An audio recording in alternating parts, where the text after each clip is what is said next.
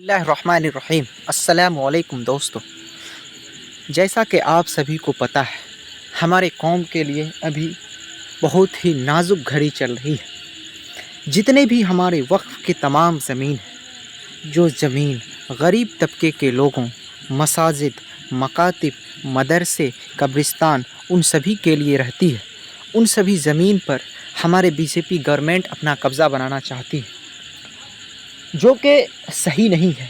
ये बात मैं नहीं बल्कि एआईएमआईएम के बड़े नेता अख्तरुल ईमान साहब का कहना है। आगे उन्होंने ये कहा कि ये कानून को जब पार्लियामेंट में पेश किया गया तो अल्हम्दुलिल्लाह अपोजिशन के बहुत विरोध के बाद इस कानून को जेपीसी तक पहुंचा दिया गया। जेपीसी यानी कि जॉइंट पार्लियामेंट्री कमेटी तक पहुंचा दिया गया और जॉइंट पार्लियामेंट्री कमेटी ने कहा कि अगर आप इस कानून को रोकना चाहते हैं, इस कानून को लागू होने नहीं देना चाहते हैं, तो आप अपनी राय दें कि इनमें कितने लोग इस कानून को लागू होने के लिए है और कितने लोगों का मानना है कि ये कानून लागू नहीं होना चाहिए।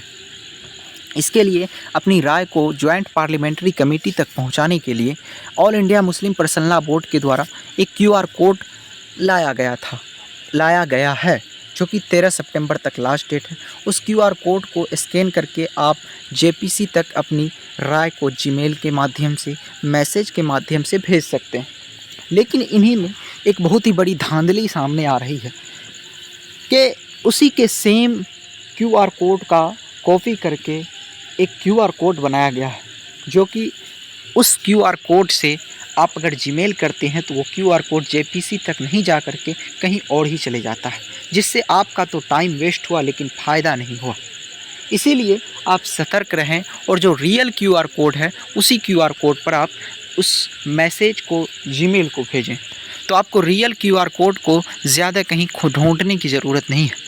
या तो आप all India Muslim personal law board के ऑफिशियल साइट से पता करें या हमारे डिस्क्रिप्शन में जो लिंक दिया गया है उससे आप जीमेल करें। हमारे चैनल को आप सब्सक्राइब करते हैं या नहीं करते हैं उनसे हमें कोई फ़र्क नहीं पड़ता, लेकिन ये एक मुस्लिम कौम के लिए, इस समाज के लिए है। अगर ये कानून लागू हो जाता है तो हमें कितनी तकलीफ़ होगी वो हमें आगे पता चलेगी। इसलिए प्लीज़ इस कानून को किसी न किसी तरीके से रोकना है। इसीलिए आप सभी से मेरी दरख्वास्त है कि इस क्यूआर कोड को स्कैन करके ज़्यादा से ज़्यादा संख्या में जीमेल करेंगे। तो चलिए आज की वीडियो को बस यहीं पर एंड करते हैं, फिर मिलते हैं अगली वीडियो में। तब तक के लिए ओके बाय।